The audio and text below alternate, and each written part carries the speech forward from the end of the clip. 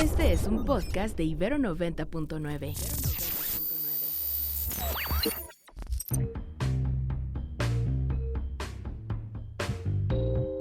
Desde el estudio B de Ibero 90.9, esto es Control de Cambios, una producción de Ibero 90.9 y la revista Nexos. Mi nombre es Valeria Villalobos Guizar.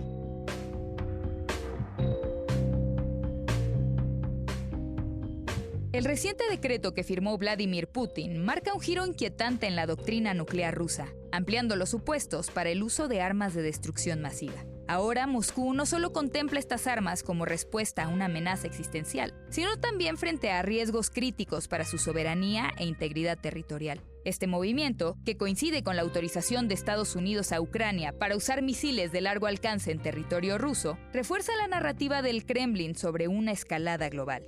Además, el decreto incluye la disuasión nuclear contra estados no nucleares y la cooperación militar con Bielorrusia, subrayando una postura más agresiva ante la OTAN y los aliados de Ucrania. En este contexto, la producción masiva de refugios portátiles y las declaraciones oficiales intensifican el miedo tanto en Occidente como en el propio territorio ruso, alimentando una creciente tensión internacional.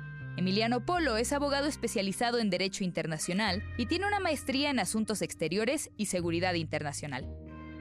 Emiliano, ¿cómo afecta esta nueva doctrina nuclear rusa, la guerra contra Ucrania y la relación también de Rusia con los países aliados de Zelensky? Creo que para entender un poco mejor lo que ha pasado en estos últimos días y esta semana, Valeria, es útil escoger una línea de tiempo o poner estas últimas decisiones dentro de un contexto. Y creo que es útil poner esta línea de tiempo de forma posterior a la invasión, pero también de forma previa a esta semana.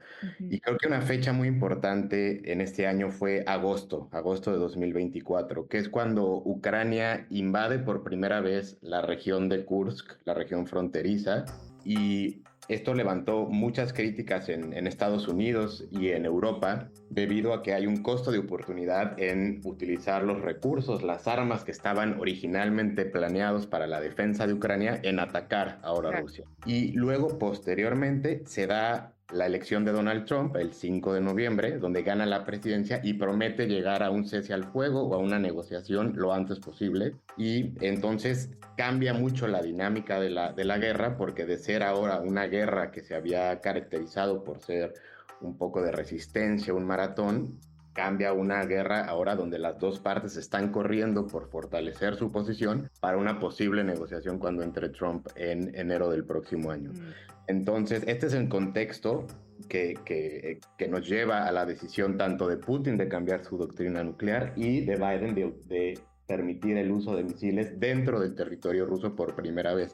Un tercer factor muy importante, que es que Corea del Norte empieza a involucrarse en la guerra. Se dice que hay ya entre 10,000 y 11,000 soldados que van a apoyar a Rusia para tratar de llevar a cabo una contraofensiva en esta región de Kursk y que probablemente venga una contraofensiva en las próximas semanas. Entonces se entiende que Biden da esta autorización con este trasfondo y con este contexto. También recientemente, el sábado, este fin de semana que acaba de pasar, hubo uno de los ataques rusos más importantes en Ucrania, con más de 120 misiles, 90 drones, muy dirigido a instalaciones eléctricas, que estuvo pensado pues para crear muchísimo terror y miedo antes de que empiece el invierno. Entonces, antes de que Biden tomara esta autorización y de que Putin cambiara su doctrina nuclear, pues hay un trasfondo donde esto lleva escalando pues desde agosto. Y ahora, digamos, a partir de este cambio con este decreto y de las nuevas autorizaciones de Biden, ¿cómo crees que va a cambiar el juego? ¿Qué vamos a ver que no habíamos visto? Estos misiles que se llaman ATACMS, que son unos misiles que tienen un alcance de 300 kilómetros, la preocupación es que abren una franja dentro del territorio ruso de 300 kilómetros.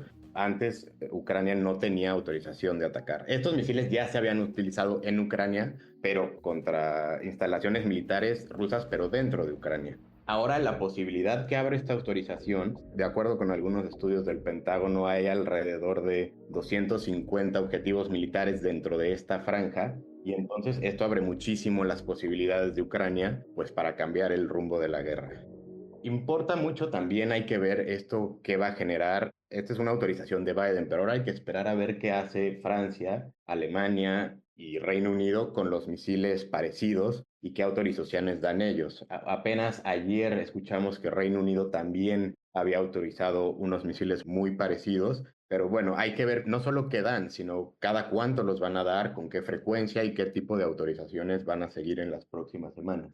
Hay otras posturas que dicen que esto realmente no va a tener un efecto muy importante en la guerra, pero que más bien todo esto está pensado para que Ucrania pueda mantener la región de Kursk, que probablemente se convierta en la única pieza de negociación que tiene Ucrania para el próximo año. Entonces, quizá la apuesta de Biden sea mantener esta región de Kursk a como dé lugar y un último intento antes de que acabe su presidencia. Y eso en relación con Ucrania. Y en relación con Rusia, digamos, ¿qué implicaciones tiene la inclusión de estados no nucleares como posibles objetivos de la disuasión nuclear rusa? Todo esto que, digamos, entra a jugar con el cambio de decreto.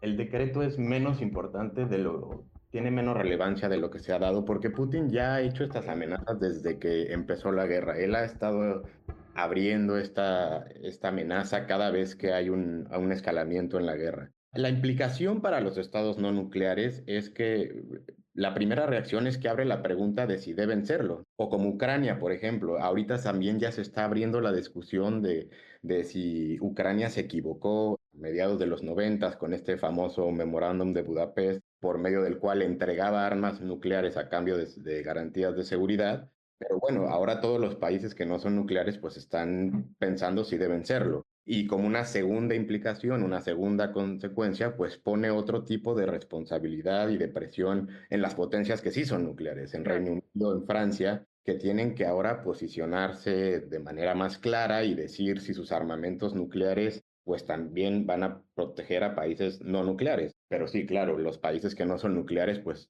tienen muchas dudas en si se han equivocado. Retomando un poco esto de que tal vez está sobredimensionando o no este decreto, ¿tú crees que el pánico nuclear generado por Rusia va a ser una estrategia efectiva para limitar el apoyo militar de Occidente a Ucrania? De hecho, creo que ya lo ha sido. Toda esta reticencia, ambigüedad desde el gobierno americano y de Biden, por ejemplo, ahorita con los misiles que se acaban de autorizar, pero esto ya había pasado antes con aviones militares, estos famosos F-16, con tanques. O sea, Biden ha tratado de caminar una línea muy delgada entre tratar de evitar un enfrentamiento directo con Rusia y al mismo tiempo seguir permitiendo que Ucrania esté en la guerra.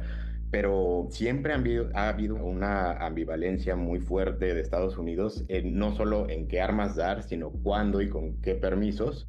Y bueno, Zelensky se ha quejado mucho de esto. Él siempre ha dicho que es muy injusto que no lo dejen atacar Rusia, ¿no?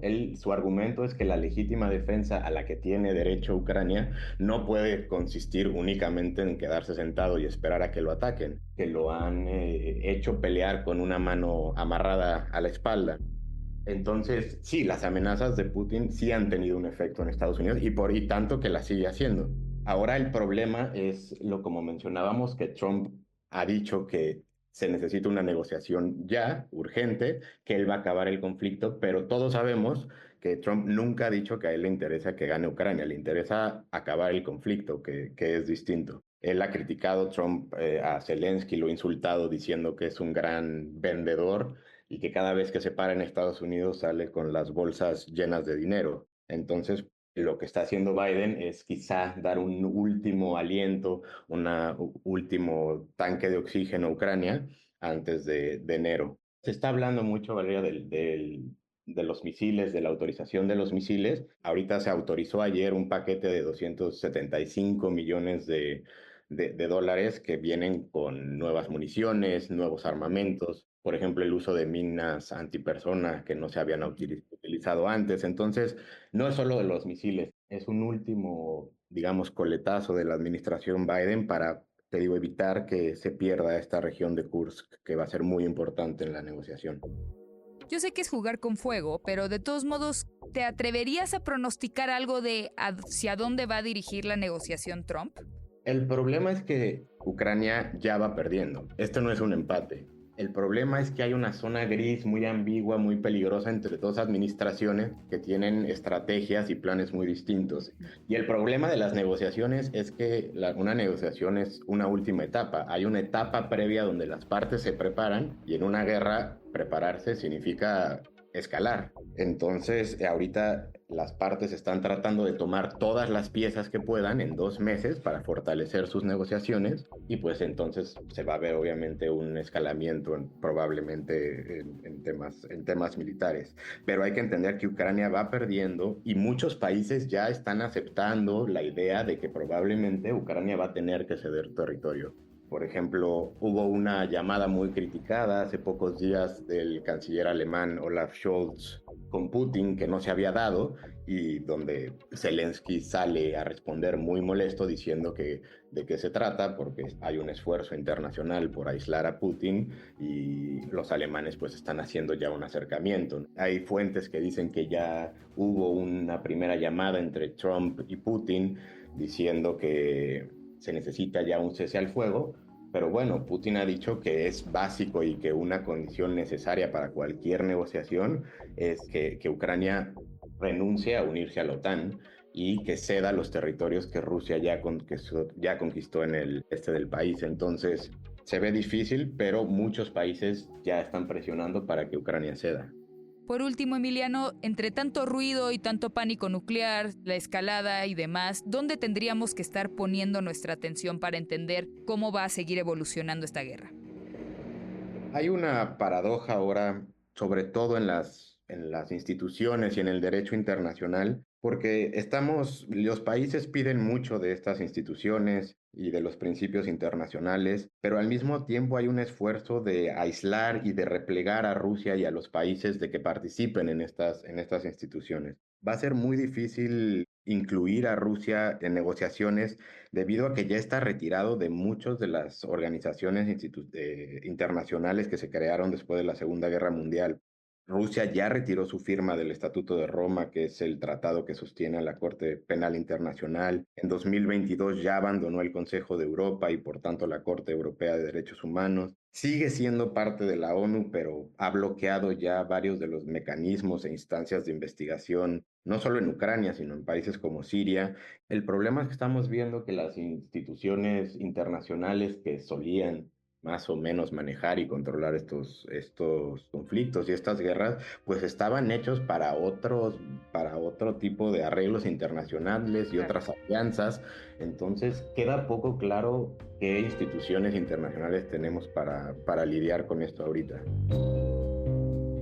Emiliano Polo es abogado especializado en Derecho Internacional y cuenta con una maestría en Asuntos Exteriores y Seguridad Internacional. Ha trabajado en análisis político en Control Risks y en el Centro de Estudios Estratégicos e Internacionales. Pueden consultar lo que ha escrito en la revista en www.nexos.com.mx/Control de Cambios. Muchas gracias por escuchar Control de Cambios, una producción de Ibero 90.9 y la revista Nexos. El guión de este episodio es de Melissa Casab y Valeria Villalobos Guízar.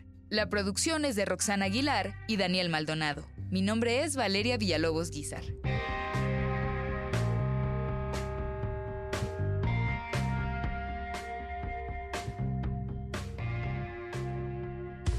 Más podcasts, música y radio en vivo en Ibero 99.fm.